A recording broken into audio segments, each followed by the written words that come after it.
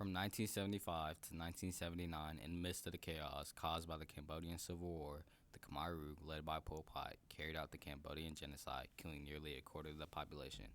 They forced citizens into labor camps, going against previous laws and disregarding the Constitution, abolishing basic human and social rights, targeting mankind and minorities.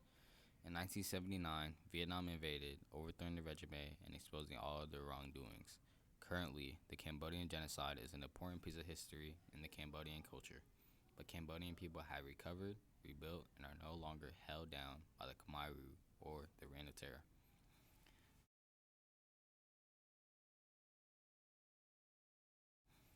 Before the genocide, Prince Sihanouk ruled over Cambodia. His authoritarian style of ruling was good for Cambodia, and his people treated him with much respect, and Cambodia was overall in a good place until the Cambodian Civil War happened.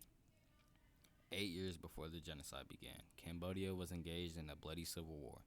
The war pitted the Cambodian monarchy and later the Cambodian Republic and its allies, including the United States, against the Cambodian communists. The Khmer Rouge, led by Pol Pot, took over Cambodia in 1975 during the chaos and disarray caused by the aftermath of the Civil War. They wanted to create a simple farming society, so they forced people out of cities and into hard labor camps. Many people starved, got sick, or were killed if they didn't follow the rules. Around 2 million people died because of their harsh rule. Places like the killing fields and the S-21 prison became known for mass killings and torture. A survivor from the genocide, Fancy Pang, stated what she went through during the genocide. ដោយស្លាប់ទៅមិនរកពុកនាមដៃគ្មានកទេលមួយដើម្បីរុំសពយកទៅធ្វើយកទៅកប់ទេកូនកូនចឹងដែរអត់មានស្អីរុំសពទេហើយកូនត្រូវទៅគេកាប់ដីឲ្យជីកដណ្ដៅកប់កូនដោយខ្លួនឯងកប់បងដោយខ្លួនឯងកប់ឪពុកម្ដាយដោយខ្លួនឯងដូច្នេះអត់មានពោះទំហំបានថាអ្នកណាស្លាប់ទៅសោកជាងអ្នកណាអត់ចឹងទេនាងឆោកស្រាយរហូតគ្រប់គ្នាទាំងអស់លោដល់ទីបំផុតនៅម្នាក់ឯងខ្ញុំអត់ដឹងថាខ្ញុំជាអ្នកណាទេខ្ញុំលែងចង់បានអីខ្ញុំលែងទៅការអីទាំងអស់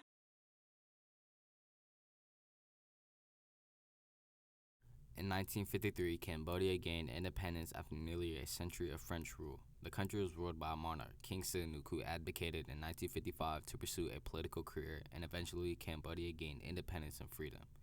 When Sihanouk took over, Cambodians had basic rights. They lived in a society where they would work for food and money, grow plants, breed animals, and overall they lived in a fair, healthy society. On November 9, 1953, after 90 years of the colonial rule, Cambodia regained independence as French authority in the kingdom, and in neighboring Vietnam and Laos crumbled in the face of eternal revolts. King Norodom Sihanouk, who had campaigned for the end of colonial control, returned from exile to lead the country. Rule under the Khmer Rouge immediately and intentionally transformed Cambodian life, declaring a year zero from which point life must completely change. Pol Pot, former schoolteacher and dictator at the head of the newly renamed Democratic Cambodia, put forth genocidal policies that relocated, enslaved, tortured, and murdered enormous numbers of Cambodians. Once in control, the Khmer Rouge evacuated the city of Phnom Penh, moving 3 million civilians to the nation's rural fields. The people were made to work long hours of backbreaking slave labor and received little, if anything, to eat. Malnutrition and medical neglect were rampant. When their labor fell short of production goals, men, women, and children were beaten. What became known as the killing fields, where piles of decaying bodies littered the earth, notoriously bore witness to the genocide.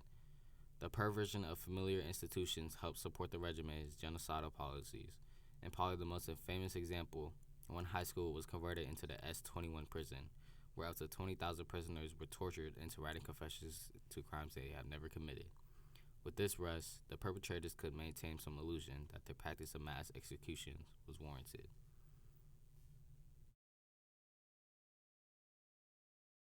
Pol Pot had the responsibility to uphold and respect the rights of the citizens of Cambodia, but he didn't. They completely destroyed the vision Sihanouk had for Cambodia, refused to abide by the laws set by the Constitution of Cambodia, and abused their power by stripping away Cambodians' rights. The Khmer Rouge took over Cambodia and all the responsibilities that come with being a leader, but instead of helping Cambodia, they abused their powers, and anyone that spoke out against their wrongdoings would be killed. The Khmer Rouge referred to people who supported their vision as pure people and persecuted anyone they deemed impure. Within days of taking power, the regiment killed thousands of military officers, personnel, and forcibly moved millions of people out of cities, killing anyone who refused or was too slow. The Khmer Rouge's policies were guided by its belief that the citizens of Cambodia had been tainted by exposure to outside ideas, especially by the capitalist West. The Khmer Rouge persecuted the educated, such as doctors, lawyers, and current or former military and police. Christian, Buddhist, and Muslim citizens also were specifically targeted. In an effort to create a society without competition in which people work for the common good, the Khmer Rouge placed people in collective living arrangements or communes, and he enacted re-education programs to encourage the commune lifestyle. People were divided into categories that reflected the trust that the Khmer Rouge had for them. The most trustworthy were called old citizens. The pro-West and city dwellers began as new citizens and could move up to deportees, then candidates, and finally Fulbright citizens. However, most citizens never moved up. Those who refused re-education were killed in the fields surrounding the commune or at the infamous prison camp Tuol Sleng Center, known as S-21 prison. Over 4 years, the Khmer Rouge killed more than 1.7 million people through work, starvation, and torture. By 1979, when Vietnam invaded Cambodia, anywhere from a fifth to a third of the Cambodian population had been murdered by the Khmer Rouge. The vast majority of survivors of the genocide were traumatized and functionally illiterate, and the region was in shambles. Under Vietnamese auspices, Cambodia became the People's Republic of Kampuchea for a decade, until Vietnam withdrew in 1989. Throughout the 1980s, the Khmer Rouge continued to dominate as much as half of Cambodia, and in 1993 they came terrifyingly close to gaining control of the entire country. The Paris Peace Accords of the early 1990s restored the Cambodian monarchy under Prince Sihanouk, but this cautious move towards normalcy could not mask the wounds of a nation that was still clearly in crisis. International aid to Cambodia accounted for over half of the country's annual budget. Enormous craters could be seen scattered across a land that remained one of the most underdeveloped in the world. The same land whose civilization had been one of the most advanced in the world several centuries earlier. Vietnamese forces did not leave Cambodian soil until 1989, and during that period installed Hun Sen as prime minister, a position he had retained since 1985. Outside parties like the U.S. government took little action after finding out what happened. Despite being allies with Cambodia, they showed very little sympathy. Nothing less, the U.S. government took little action. With the disastrous defeat in Vietnam still fresh in memory, Washington was reluctant to get involved in the region again. It proceeded with this military withdrawal from the Southeast Asian mainland. Vietnam witnessed the wrongdoing of Pol Pot and the Khmer Rouge and decided that they needed to put a stop to it. The Khmer Rouge was removed from power when Communist Vietnam invaded in January 1979 and established a pro-Vietnamese regime in Cambodia. Many survivors fled to refugee camps in Thailand. Of these, many went on to immigrate to the United States. After being liberated by Vietnam, other countries also made an effort to help Cambodia, and peace eventually returned. In 1989, with Soviet power crumbling and resistance forces undefeated, Vietnamese troops withdrew from Cambodia. In 1991, the warring Cambodian factions reached a peace agreement in Paris by which the United Nations would send peacekeepers to supervise the disarming of the factions and the revival of Cambodia's constitutional monarchy. A while after, Cambodia began to rebuild and eventually even appointed a new ruler. In 1993, Cambodians voted in unsupervised elections. In a new government, Hun Sen, a former Khmer Rouge commander who had long headed the pro-Vietnamese government in Phnom Penh, shared the office of Prime Minister with Sihanouk's son, Prince Norodom Ranariddh. Almost 40 years after his abdication as a young man, Sihanouk himself again became king. Since the 1990s, Cambodia has opened up to the outside world and the economy has grown rapidly. Cambodia now has a very young population, and by 2005, 75% of the Cambodians were too young to have experienced the genocide.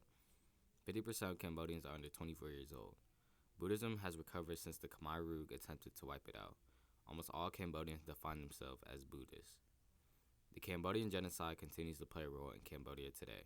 Although Cambodia has made the transition back to a functional democracy since its constitution was ratified in 1993 as part of the UNTAC operation, the country still has difficulty addressing the crimes of its past. To summarize, the Cambodian genocide was a devastating period in history for Cambodian people and neighboring countries. During the time, the Khmer Rouge's oppressive rule led to intense suffering and loss. However, after their downfall in 1979, Cambodia has rebuilt, recovered, and moved forward. The current Cambodian society is thriving, and even though there is much hardship and loss they had to deal with, they have moved on and progressed their society. Cambodia will never forget the memory of the past, but they also won't allow themselves to be defined by it.